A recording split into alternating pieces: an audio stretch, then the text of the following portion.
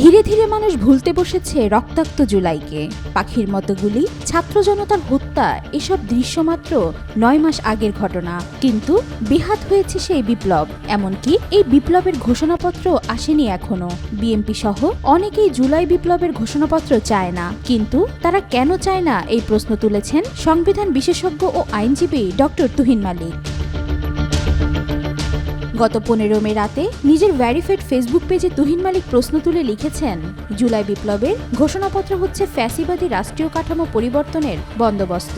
সে কারণে রাজনৈতিক দল, সিভিল মিলিটারি আমলাতন্ত্র, সুবিধাভোগী সিভিল সোসাইটির কেউ চায় না বিদ্যমান এই কাঠামোর পরিবর্তন হোক। কারা এই ঘোষণাপত্র চায় না তা উল্লেখ করে এই সংবিধান বিশেষজ্ঞ লিখেছেন, অতীতের ফ্যাসিবাদী রাষ্ট্রীয় কাঠামোর সুবিধাভোগীরা চাচ্ছে জুলাই বিপ্লবের ঘোষণাপত্র না হোক। বর্তমান ফ্যাসিবাদী রাষ্ট্রীয় কাঠামোর সুবিধাভোগীরাও চাচ্ছে জুলাই বিপ্লবের ঘোষণাপত্র না হোক। ভবিষ্যতে ক্ষমতায় আসলে ফ্যাসিবাদী রাষ্ট্রীয় কাঠামোর সুবিধা প্রাপ্তির আশাবাদীরা চাচ্ছে জুলাই বিপ্লবের ঘোষণাপত্র না হোক।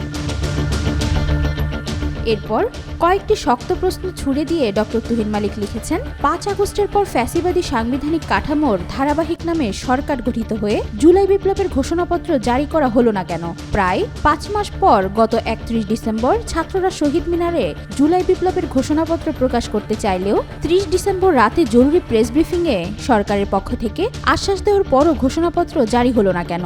এই কর্মসূচি থেকে জুলাই ঘোষণাপত্র প্রকাশের জন্য অন্তর্বর্তী সরকারকে ১৫ জানুয়ারি পর্যন্ত সময় বেঁধে দেওয়ার পরও ঘোষণাপত্র জারি হলো না কেন?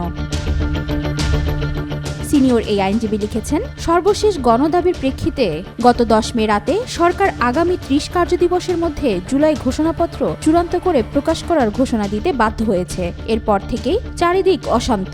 কেন ৯ মাসেও জুলাই বিপ্লবের ঘোষণাপত্র করা যায়নি? এই প্রশ্ন রাখেন এই আইনজীবী।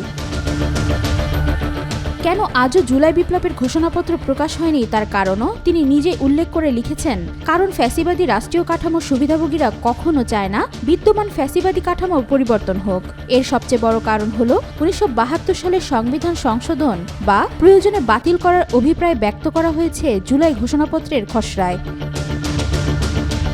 তবে জুলাই বিপ্লবের ঘোষণাপত্র না আসলে আন্দোলনের নেতৃত্ব দেওয়া ছাত্র জনতা আবারও রাজপথে নামতে পারে। তাই অন্তর্বর্তী সরকারকে এ বিষয়ে নজর দেওয়ার অনুরোধ জানাচ্ছে দেশের তরুণ সমাজ। ওয়াহিদা পারভীন ইশিতা, আজকাল।